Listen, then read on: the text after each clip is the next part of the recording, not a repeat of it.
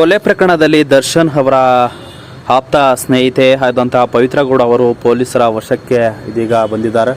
So arrest ಮಾಡಿದ್ದಾರೆ ಪವಿತ್ರ ಗೌಡ ಅವರನ್ನು. So ಬನ್ನಿ ಏನಾಗುತ್ತೆ ನೋಡ್ಕೊಂಬೋಣ ಈ ವಿಚಾರಣೆಯ ಒಂದು ಮೊದಲ ಹಂತ. ಸೊ ಏನು ನಡೀತು ಎಂಬುದರ ಸಂಪೂರ್ಣ ಮಾಹಿತಿಯನ್ನು ನೋಡ್ಕೊಂಬೋಣ. ಇದಕ್ಕೆ ಮೊದಲು ನೀವು ನಮ್ಮ ಚಾನಲ್ಗೆ ಸಬ್ಸ್ಕ್ರೈಬ್ ಆಗಿಲ್ಲ ಅಂದರೆ ಈ ಕೂಡಲೇ ಸಬ್ಸ್ಕ್ರೈಬ್ ಆಗಿ, ಹಾಗೆ ಪಕ್ಕದ ಬೆಲ್ ಐಕನ್ ಕ್ಲಿಕ್ ಮಾಡ್ಕೊಳ್ಳಿ ವೀಕ್ಷಕರೇ. ಸದ್ಯ ರೇಣುಕಾಸ್ವಾಮಿ ಕೊಲೆ ಪ್ರಕರಣ ಸಂಬಂಧ ನಟ ದರ್ಶನ್ ಸೇರಿದಂತೆ 10 ಜನರನ್ನು ಬಂಧಿಸಿದ ಬೆನ್ನಲ್ಲೇ ನಟಿ ಪವಿತ್ರ ಗೌಡ ಅವರನ್ನು ಪೊಲೀಸರು ವಶಕ್ಕೆ ಪಡೆದುಕೊಂಡಿದ್ದಾರೆ.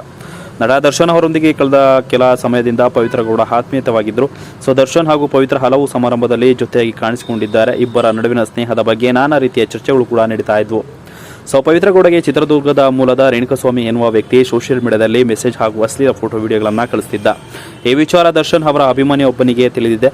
ಸೊ ಇದಾದ ಬಳಿಕ ಗುಂಪು ಸೇರಿಕೊಂಡು ರೇಣುಕಾಸ್ವಾಮಿಯನ್ನು ಬೆಂಗಳೂರಿಗೆ ಕರೆತಂದು ಶೆಡ್ ಒಂದರಲ್ಲಿ ಇಟ್ಟು ಹಲ್ಲೆಗೈದು ಕೊಲೆ ಮಾಡಿ ಮೃತದೇಹವನ್ನು ಮೋರಿಯೊಂದಕ್ಕೆ ಎಸೆದಿದ್ದಾರೆ. ಈ ಒಂದು ಸಂಬಂಧ ಪೊಲೀಸರಿಗೆ ಅಪಾರ್ಟ್ಮೆಂಟ್ ಒಂದರ ಭದ್ರತಾ ಸಿಬ್ಬಂದಿಯವರು ಮೃತದೇಹವನ್ನು ನಾಯಿಗಳು ಎಳೆದಿದೆ ಎಂದು ಮಾಹಿತಿ ನೀಡಿದ್ದಾರೆ. ಪ್ರಕರಣ ಸಂಬಂಧ 4 ವಶಕ್ಕೆ ಪಡೆದು ವಿಚಾರಣೆ ನಡೆಸಲಾಗಿದೆ. ಮೊದಲಿಗೆ ಆರೋಪಿಗಳು ಬೇರೆ ಕಾರಣಗಳನ್ನು ಹೇಳಿದ್ದು, ಬಳಿಕ ದರ್ಶನ್ ಅವರ ಸೂಚನೆ ಮೇರೆಗೆ ಕೊಲೆ ಮಾಡಿದ್ದೇವೆ ಎಂದಿದ್ದಾರೆ. ಪೊಲೀಸರು ನಟ ದರ್ಶನ್ ಸೇರಿದಂತೆ 10 ಮಂದಿ ಅವರನ್ನು ಬಂಧಿಸಿದ್ದಾರೆ. ಇದೀಗ ನಟ ದರ್ಶನ್ ಅವರ ಸ್ನೇಹಿತೆ ಪವಿತ್ರ ಗೌಡ ಅವರನ್ನು ವಶಕ್ಕೆ ಪಡೆದುಕೊಂಡಿದ್ದಾರೆ. ಆರ್ ನಗರ ಪೊಲೀಸರು ಪ್ರಕರಣ ಸಂಬಂಧ ಹೆಚ್ಚಿನ ವಿಚಾರಣೆಗಾಗಿ ಪವಿತ್ರ ಅವರನ್ನು ಬಂಧಿಸಿದ್ದಾರೆ ಎಂದು ಮೂಲಗಳು ತಿಳಿಸಿವೆ ವೀಕ್ಷಕರೇ.